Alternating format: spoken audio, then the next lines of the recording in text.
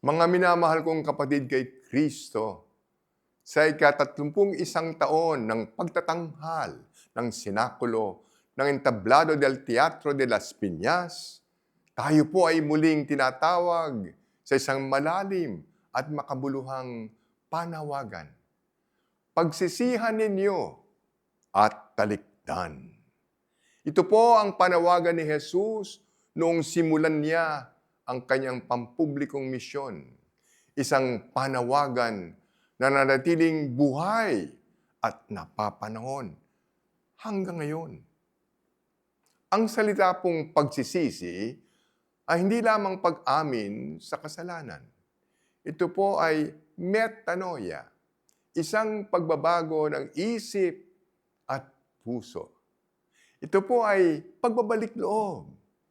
Ito po ay pagpapasya na iwan ang landas ng kasalanan at piliin ang daan ng Diyos. Ang salitang talikdan naman ay nangangahulugan ng matapang na paglayo sa anumang humihiwalay sa atin sa pag-ibig ng Diyos. Kasakiman man, galit man, kawalan ng pagpapatawad at kawalang pakialam sa kapwa. Sa pamamagitan ng sinakulo, hindi lamang natin pinanonood ang kwento ng buhay, paghihirap, kamatayan, at muling pagkabuhay ni Kristo. Tayo po ay mismong iniimbitahang makilahok sa kanyang kwento. Ang bawat eksena tungkol sa pagtataksil, pagdurusa at pag-aalay ng buhay ni Jesus ay salamin ng ating sariling kahinaan at kasalanan. Ngunit hindi pa rito, ito ay patunay ng kanyang walang hanggang awa at pag-ibig. Sa panahon po ngayon na puno ng pagsubok, kaguluhan, kahirapan, pagkakahati-hati, ang mensahe po ng krus ay nanatiling ang buhay ay may pag-asa. Ang sinakulo ay hindi lamang isang tradisyon, ito po ay isang buhay na pagpapahayag ng ating pananampalataya.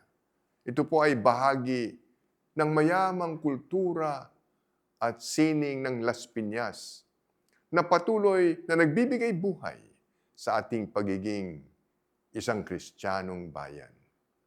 Lubos din nating ipinapagpapasalamat ang paglalaan ng ETV Network Philippines na maihatid ang mensaheng ito hindi lamang sa ating mga kababayan dito sa Las Piñas, kundi maging sa mga Pilipino sa iba't ibang panig ng mundo. Sa pamamagitan ng media, ang mabuting balita ay naipapahayag. Ang ating pananampalataya ay napapalalim at ang pag-asa ay naipapasa sa susunod na henerasyon.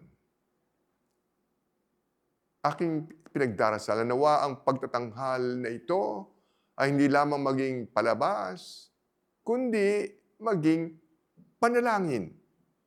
Nawa ito'y magbigay ng ating mga puso, magbukas po ng ating mga puso sa tunay na pagsisisi at pagbabago. At nawa sa ating pagninilay sa pasyon ni Kristo, maranasan natin ang kapangyarihan ng kanyang muling pagkabuhay. Ang tagumpay na ng pag-ibig laban sa kasalanan, tagumpay ng liwanag laban sa dilim, tagumpay ng buhay laban sa kamatayan. Mga kapatid, pakinggan natin ang panawagang pagsisihan ninyo at talikdan.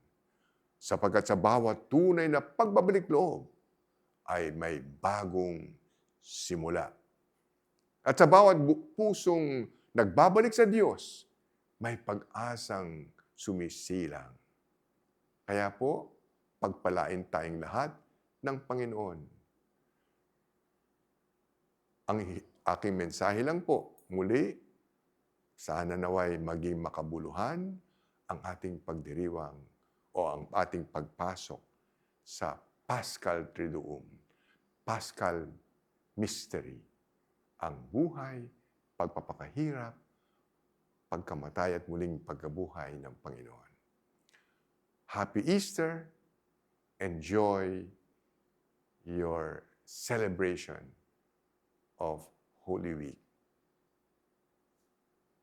God bless you.